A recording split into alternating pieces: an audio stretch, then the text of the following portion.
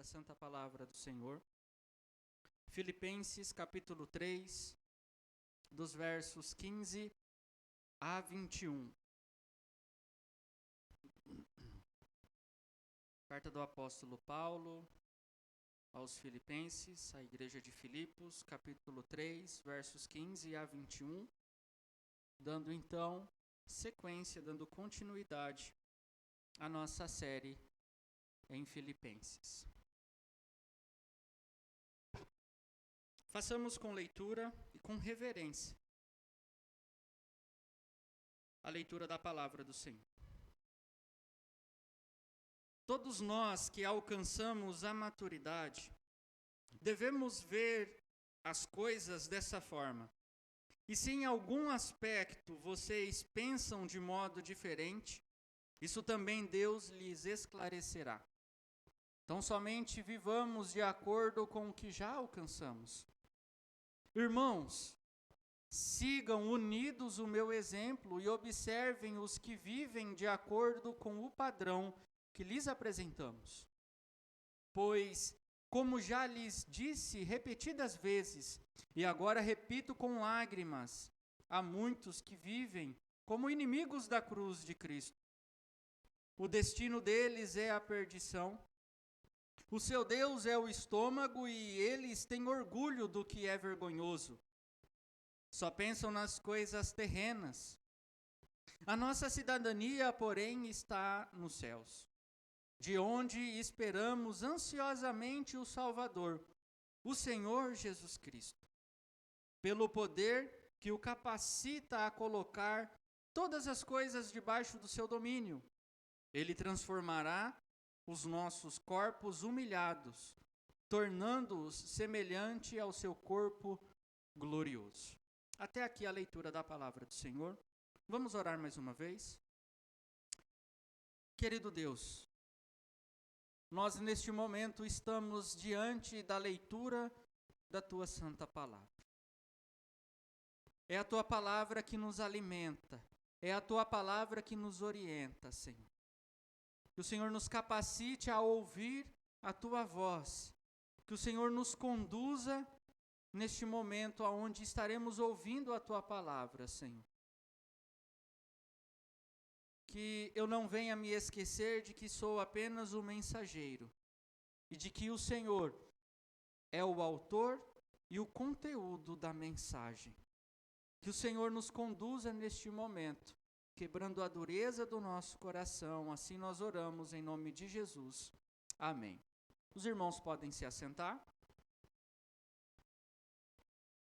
Queridos irmãos, nós temos visto ao longo desta carta, Paulo mostrando qual é o molde que a vida cristã deve ter. Paulo ele vem falando das motivações, das intenções e as afeições, e de que tudo isso deveria ter Cristo como alvo. Não nos levando a um orgulho, não nos levando a uma jactância, mas antes, seguindo o seu exemplo em humildade, como nós vimos no capítulo 2, dos versos 5 a 11. Mostrando que todas as coisas são consideradas como perca, por causa de Cristo, como nós vimos no capítulo 3, dos versos 7 a 8. Cristo é o nosso bem supremo, a nossa vida e esperança estão nele. Logo então nós devemos correr para ele, que é o nosso alvo. É estar então, irmãos, inconformados com a nossa situação e a cada dia querer mais e conhecer mais e ter mais de Cristo. O poder da sua ressurreição e a participação nos seus sofrimentos, tornando-nos como ele em sua morte, para de alguma forma nós alcançarmos a ressurreição dentre os mortos. É o que Paulo fala no capítulo 3, dos versos 10 a 11. Tudo isso, irmãos, Paulo ele faz considerando então A soberania de Cristo, porque Deus o exaltou à mais alta posição. E lhe deu um nome que está acima de todo o nome. Nome este a qual todo joelho se dobrará e toda língua confessará. Este a qual nada lhe é oculto e tudo está claro, tudo está revelado diante dele. De acordo então, irmãos, com a centralidade de Cristo nos apresentada ao longo desta carta, eu convido você a juntos observarmos sobre o seguinte tema: o modo cristão de viver. O modo cristão de viver. E em primeiro lugar, irmãos, nós devemos viver segundo aquilo que nós aprendemos, viver segundo o que foi aprendido, conforme está escrito nos versos 15 e 17. Todos nós que alcançamos a maturidade devemos ver as coisas dessa forma. E se em algum aspecto vocês pensam de modo diferente, isso também Deus lhes esclarecerá. Tão somente vivamos de acordo com o que já alcançamos. Irmãos, sigam unidos o meu exemplo e observem o que vivem de acordo com o padrão que lhes apresentamos. A palavra aqui, irmãos, apresentada para a maturidade, é a mesma palavra usada no verso 12. E ela traz uma ideia de amadurecimento, é uma ideia de perfeição.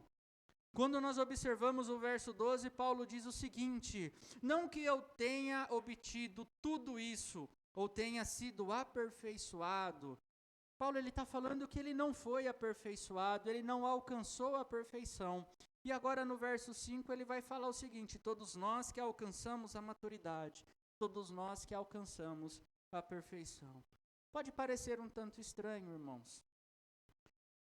Ele fala que não obteve a perfeição, agora ele fala que alcançou essa maturidade, esta perfeição.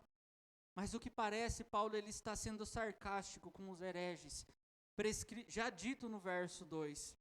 Isso fica muito mais claro quando nós observamos o contexto geral desta carta e olhamos também o conjunto dos versos 15 e 17. Paulo ele fala que esse aperfeiçoamento está condicionado a observarmos os ensinamentos que foram passados. É isso que Paulo ele está dizendo àqueles irmãos: a maturidade ela virá pelo fato de vocês observarem os ensinamentos que foram passados para vocês. Diferente, irmãos, daquilo que muitas vezes se pensa nos dias de hoje, a maturidade ela não é uma independência. A maturidade ela não é a descoberta de novas coisas, mas sim o entendimento e o apego aos ensinos aprendidos. A maturidade nos fará observar os preceitos do Senhor. Do contrário a isso, irmãos, nós seremos como aqueles que prestaremos fogo e daremos fogo estranho ao Senhor. Ou nós ofereceremos sacrifício que Ele não requereu de nós. A maturidade não o levará a desconsiderarmos a lei do Senhor, mas ela será um nosso prazer de dia e de noite. O verso 16 reforça a ideia ao dizer que tão somente vivamos de acordo com o que nós já alcançamos. William Hendrickson, comentando este verso, ele vai dizer o seguinte, que este verso ele pode ser traduzido de modo mais literal da seguinte forma: continuemos seguindo em linha reta, segundo a mesma norma que tivemos alcançado. Ou seja, que eles deveriam viver em conformidade com um padrão pré-estabelecido. E esse padrão está constantemente sendo inculcado na cabeça desses irmãos. E este padrão também deve estar inculcado, irmãos, na nossa cabeça. O padrão a qual Paulo ele vem falando ao longo desta carta. Este é o padrão que deve formar e formatar a nossa vida. É através deste padrão que nós devemos nos guiar. É através deste padrão que nós devemos nos orientar. Ao contrário do que o pensamento moderno, ou melhor dizendo, o pensamento pós-moderno diz, existe sim, irmãos, um padrão. Existe sim uma verdade absoluta. Nós não podemos desprezar os ensinos do Senhor, desprezar os seus pactos, a sua promessa. Quando nós rejeitamos a verdade de Deus, nós rejeitamos tudo aquilo que Ele, por sua graça, nos concede gratuitamente no amado. Nós desprezamos o seu sacrifício. Nós desprezamos a sua morte em nosso lugar. Nós desprezamos a reconciliação com o Pai através da sua obediência. Nós desprezamos a sua bendita obra redentora. Então nós chegamos agora, irmãos, no verso 17, onde Paulo chama aqueles irmãos a serem imitadores. A expressão que ele usa aqui para imitadores é a mesma expressão utilizada para mímica. E quando nós olhamos para esse texto de modo isolado, pode até parecer pretensioso da forma qual Paulo ele orienta aqueles irmãos.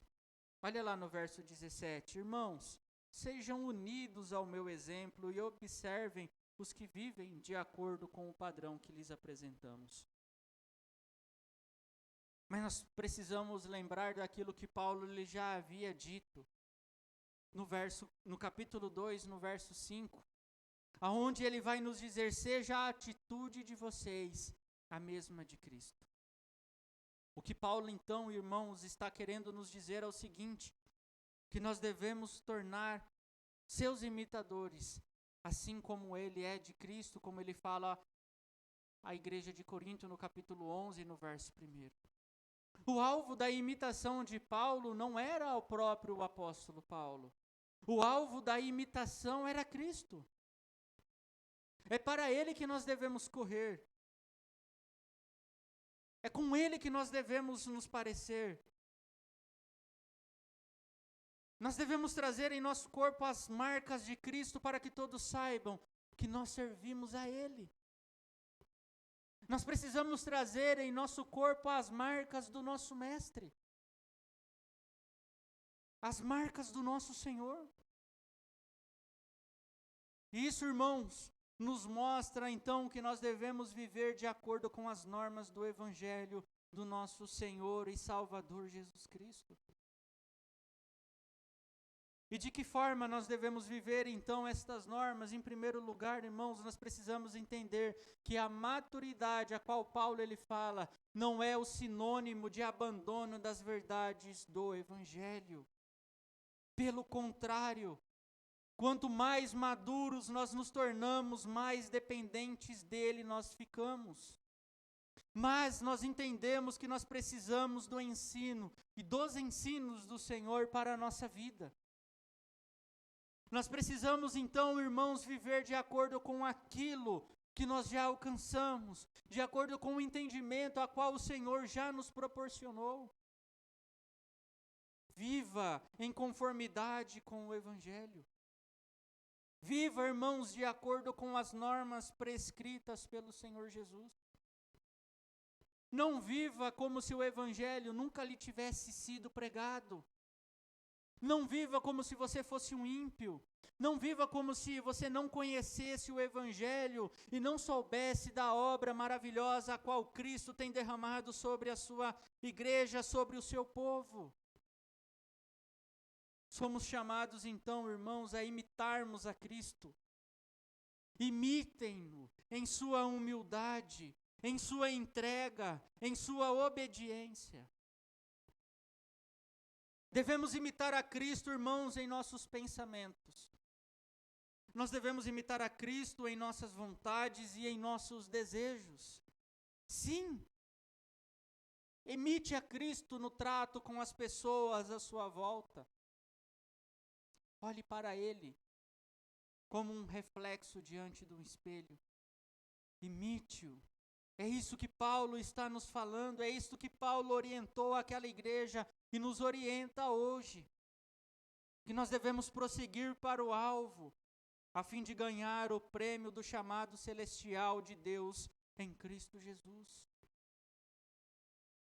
Em segundo lugar, irmãos, Paulo ele vai dizer o seguinte: não viva como um inimigo da cruz de Cristo, nos versos 18 e 19.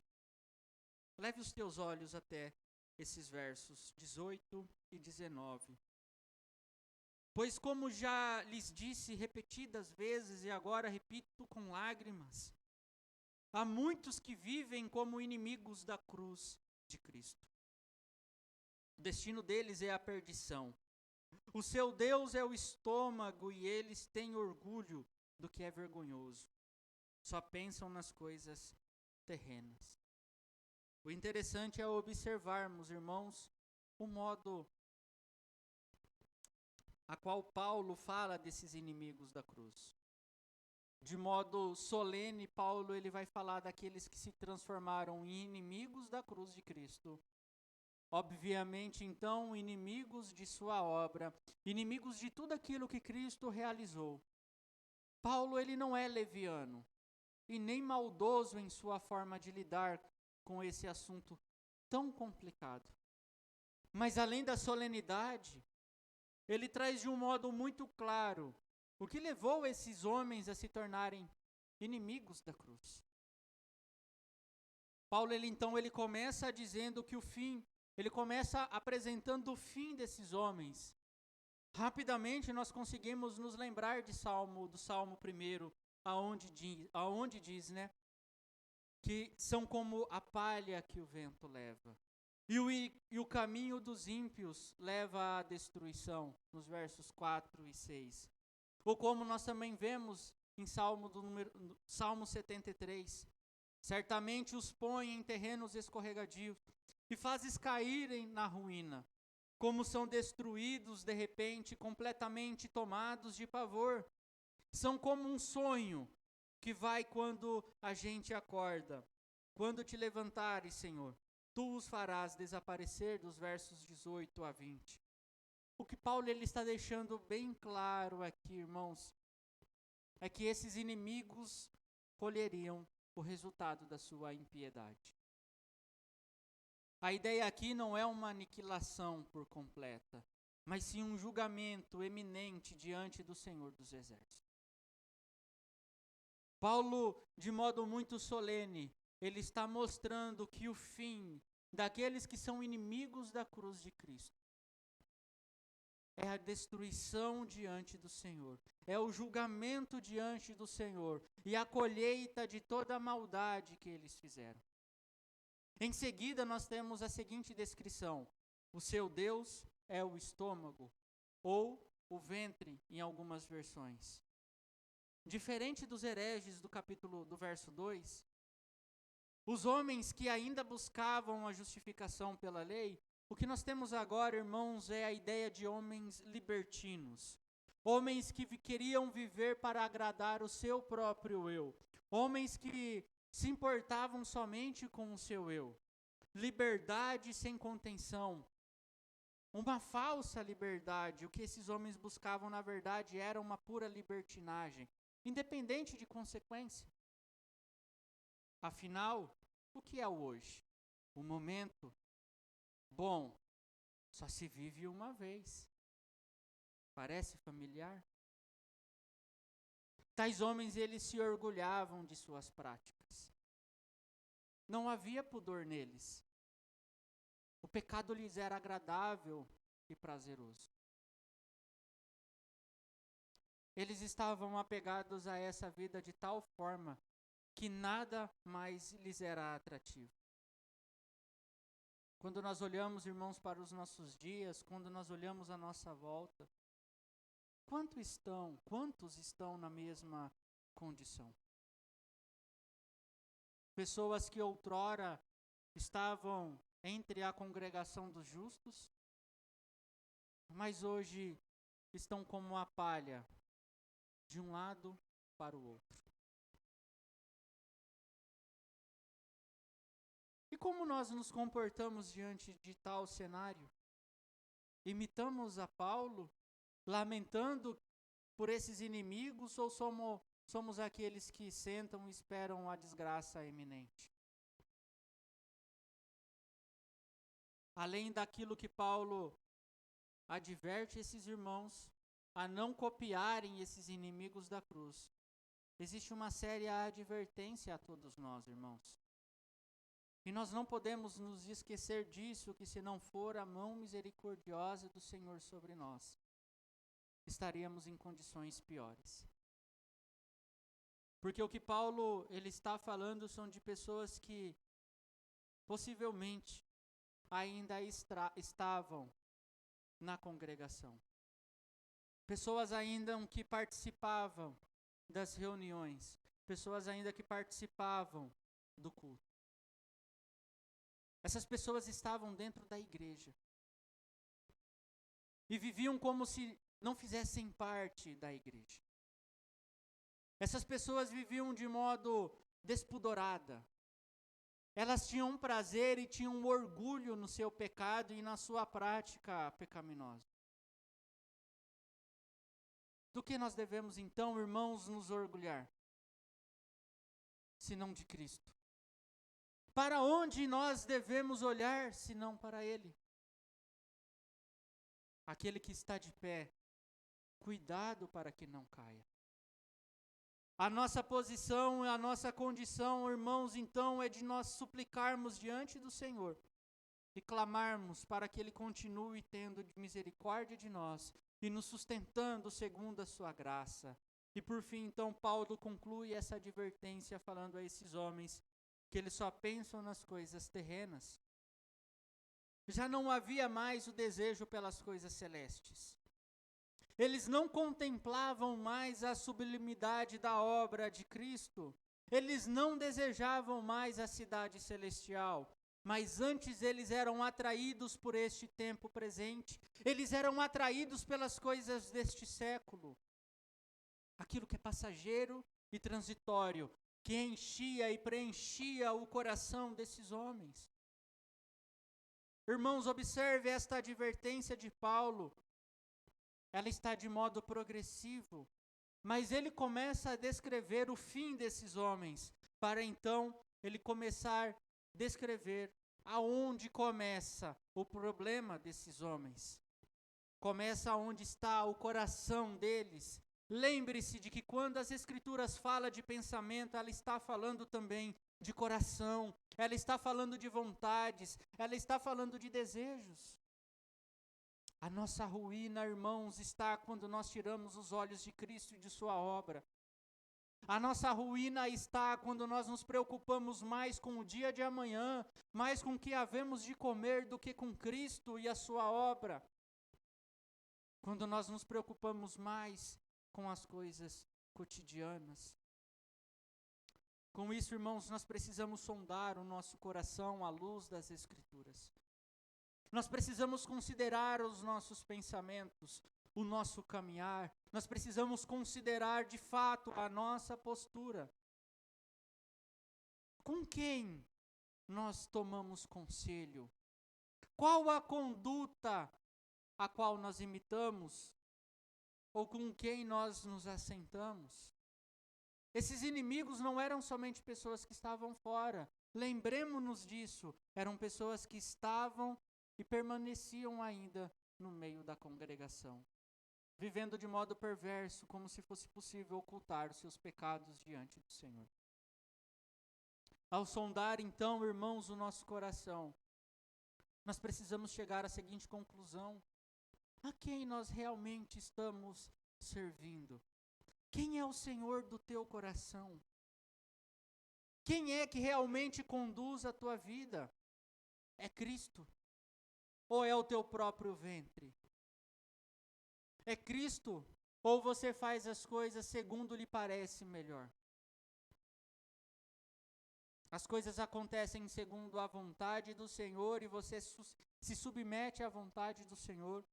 Ou as coisas acontecem segundo a sua vontade, segundo o seu querer?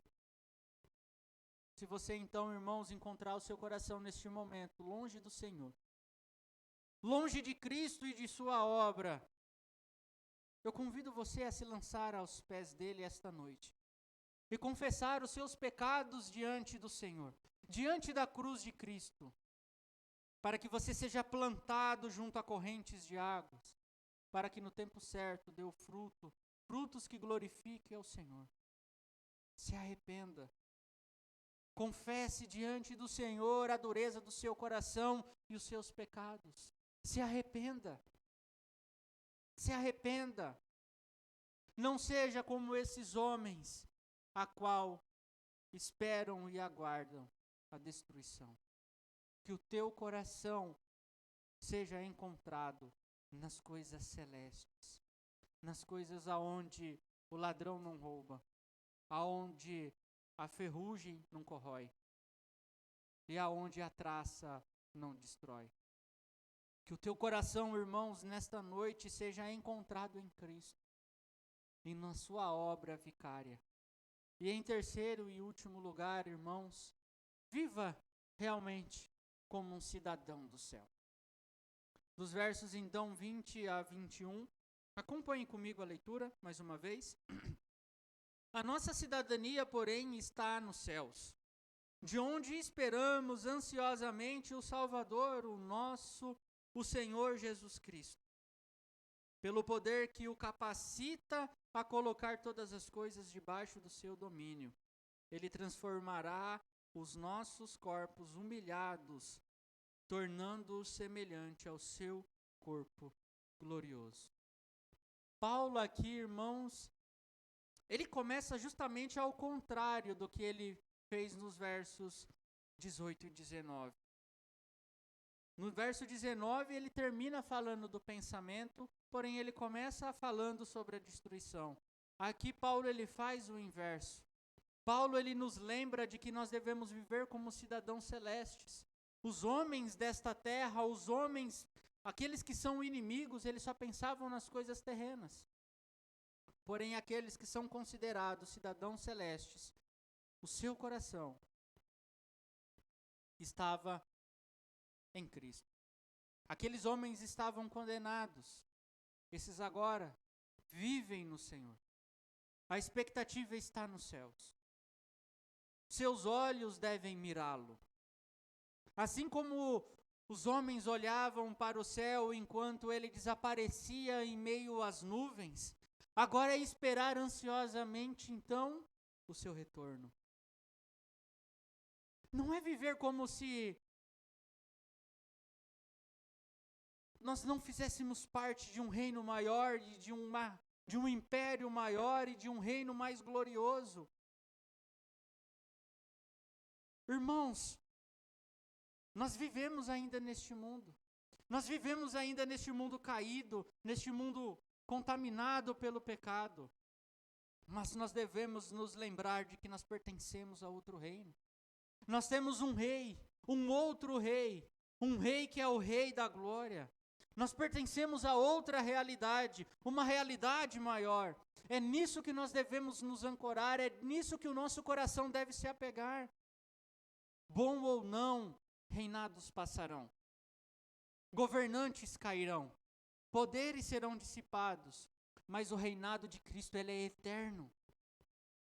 Nós podemos muitas vezes não concordar com os governos autoritários deste mundo. Mas diante de Cristo, meus irmãos, diante de Cristo, todo joelho se dobrará e toda língua confessará que Cristo é o Senhor. É sobre Ele que estamos e devemos então, é sobre Ele que nós estamos, irmãos, e nele nós devemos permanecer.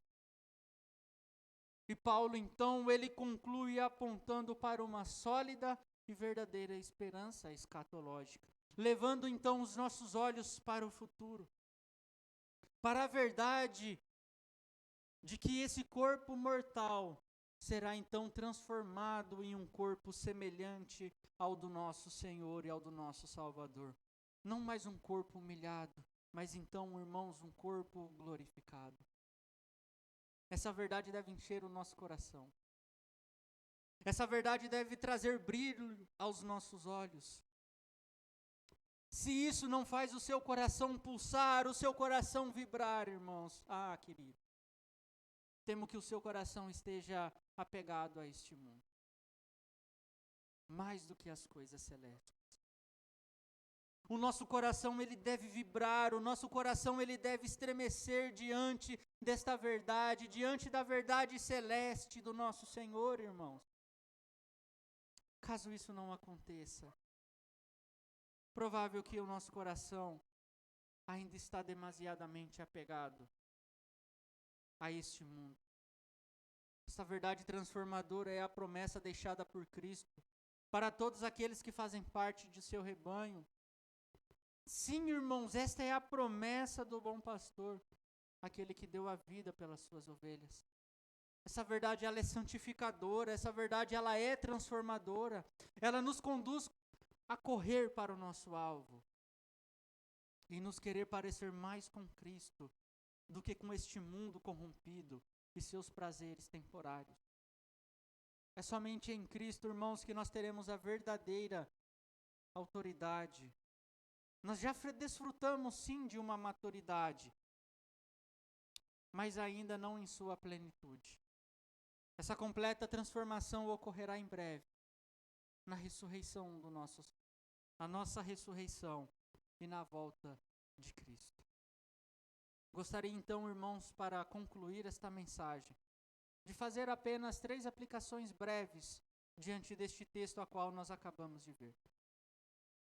Em primeiro lugar, irmãos, observe atentamente a palavra e guie-se por ela. Não busque novas revelações, irmãos. Não seja como revolucionários modernos que buscam romper as sólidas verdades do Evangelho. Viva de acordo com a verdade de Cristo. Seja cristão no seu trabalho. Seja cristão na escola, crianças. Seja cristão na fila do banco. Eu sei que é difícil às vezes, mas seja cristão na fila do banco. Pior ainda, muitas vezes, é no trânsito. É difícil ser cristão no trânsito. Eu não sei em Limeira, mas em Cosmópolis é difícil. Seja cristão no trânsito. Seja cristão, irmãos, nos seus negócios. Principalmente, seja cristão na sua casa. Seja um imitador de Cristo. Seja um cristão de fato. Não seja um tolo achando que é vantajoso ser camaleão.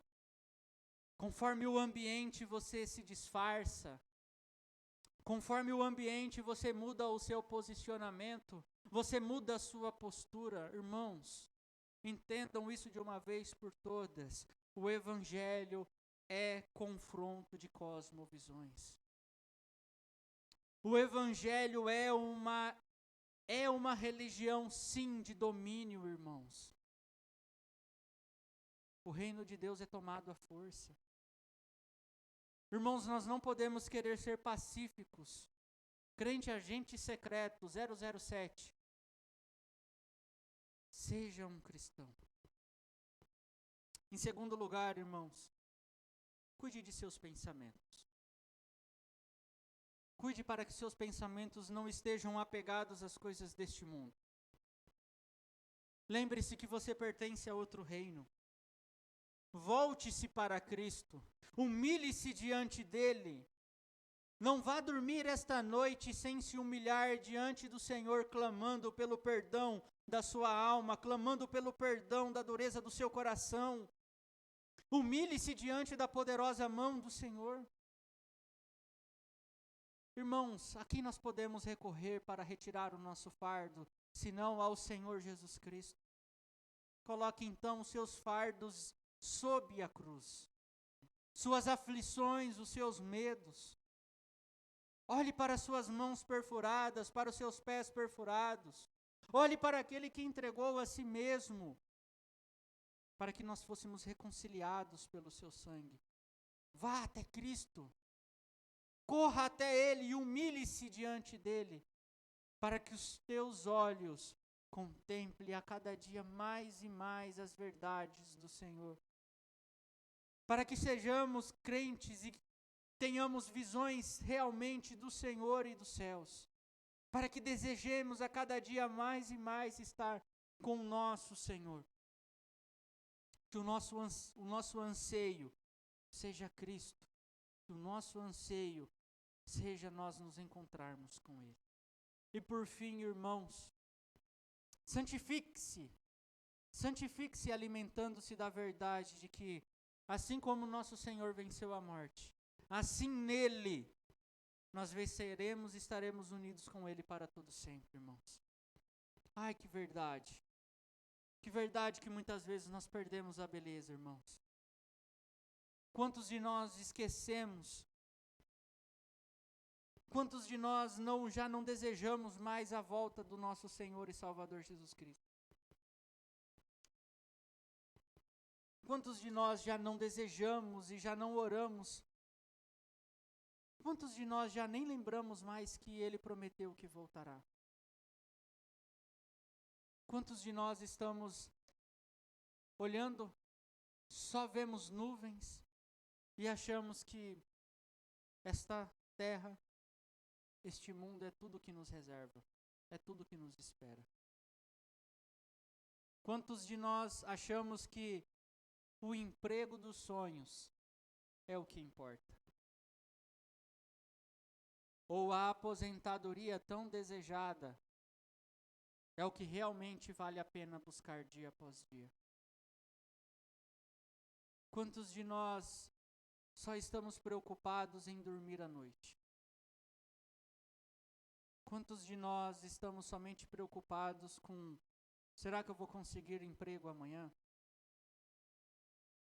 Quantos de nós perdemos de vista Cristo?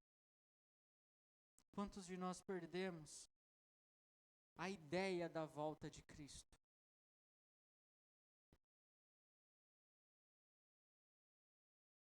Irmãos, lembre-se de que nós poderemos desfrutar das belezas e da graça do Senhor. Não teremos mais as dores causadas pelo pecado. Nem estaremos mais separados do nosso Criador, do nosso Pai Celeste. Mas antes, unidos pelo sacrifício e a ressurreição de Cristo. Teremos o nosso corpo transformado em semelhança a Ele. Teremos a verdadeira maturidade, a verdadeira perfeição. Que essas verdades, irmãos, nos conduza amanhã na segunda-feira. Que essas verdades nos conduza na terça-feira. Que estas verdades nos conduza até aquele glorioso dia, a qual nós nos encontraremos com o nosso Senhor e o nosso Salvador. Por isso, irmãos, eu convido você neste momento para que cantemos o cântico Jesus virá. Coloque-se de pé. Que este cântico, irmãos, seja um desejo do teu coração. O desejo de se encontrar com o seu mestre.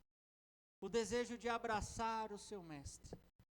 O desejo de beijar o seu mestre. Que nós venhamos cantar com todo o nosso entendimento, com todo o nosso coração. Jesus virá.